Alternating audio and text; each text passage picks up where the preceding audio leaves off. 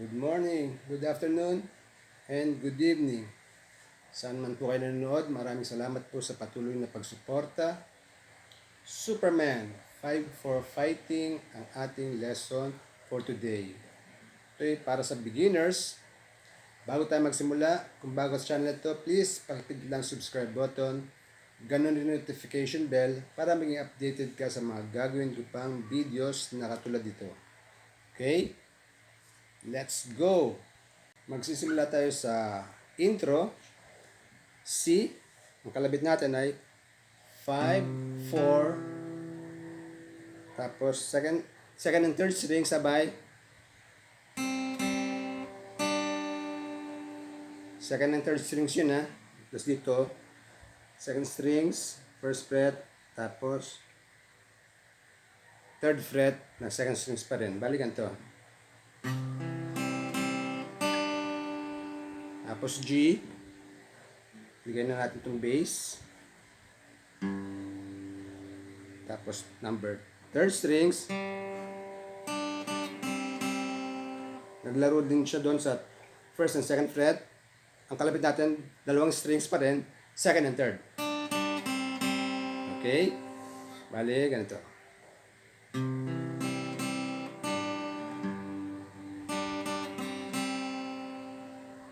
Tapos nakaposisyon ka na, A minor 7. Liligay mo na lang ito sa fourth string, second fret. Ang kalabit natin, 5, 4. Yun pa rin, second and third strings, dalawang kalabit mo na. Tapos, posisyon tayo ng F. Ganito. Nakaposisyon siya dito. Nakapirmi na yan. Bass tayo. Tapos third strings. Tapos, yung kanila. Yun pa rin. Naglaro pa rin sa third and first fret ng second strings. Okay? Bali, ganito. Simulan natin ulit sa G.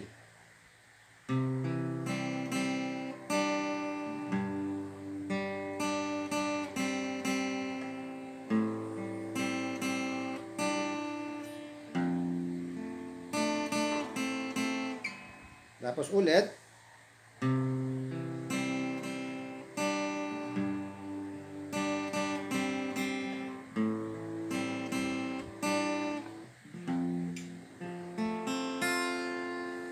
Siya nga pala, ito yung aking version ng intro.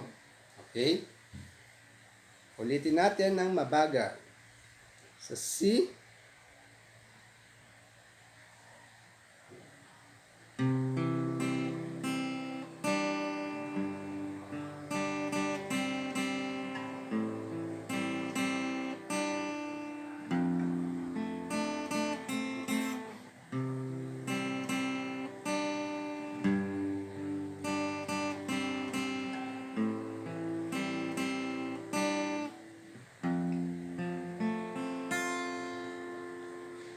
Yun ang ating intro.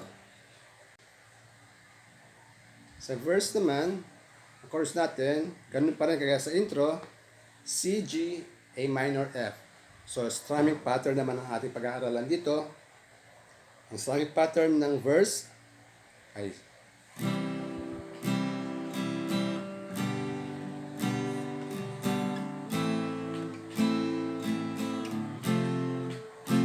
so down, down, up, down. Down, down, up, down.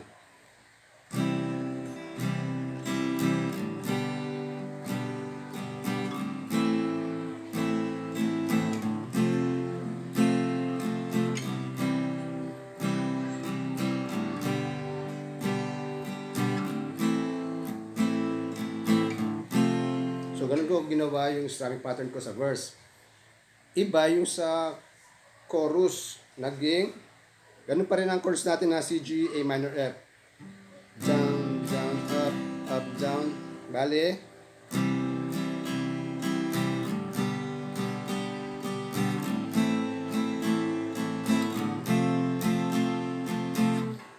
Down, down, up. Tas up, down, down. Bale.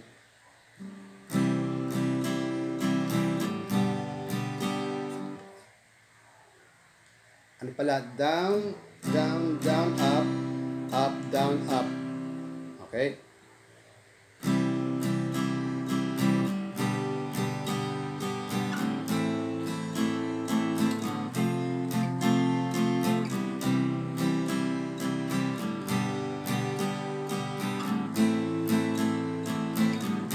Tapos si G, F. Tapos simula ulit. Tapos yun ang ginawa kong strumming pattern. Down, down, up, down, up. Tapos nadagdag lang yung chords ng bridge. Yung up, up, and away. Ito yung chords natin.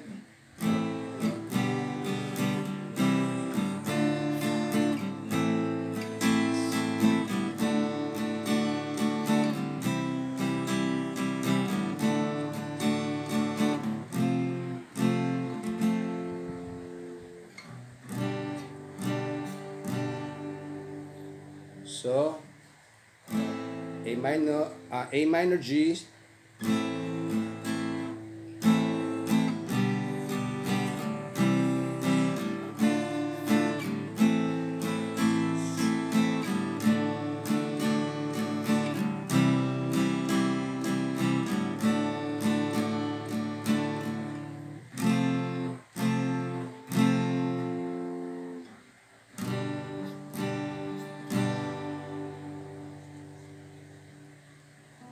tapos outro na yun na paulit-ulit na A minor, G, C, G, A minor, F. Yung iba gamit, G over B. Pwede rin G. Yun ang nakasanayan natin, di ba?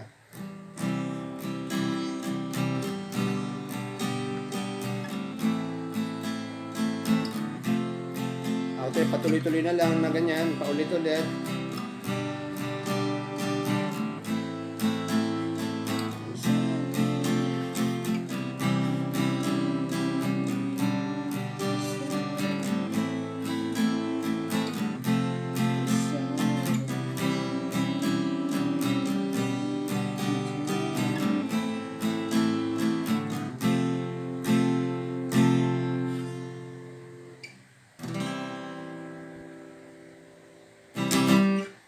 So, maraming salamat po sa panonood. Pakibisita po ang aking playlist at baka po nandiyan yung favorite artist nyo. Nag-compile po ako ng mga artists na para madaling hanapin. Kung English at Tagalog na tutorial na hanap nyo, ay nandiyan po. Maraming salamat po ulit. God bless us all.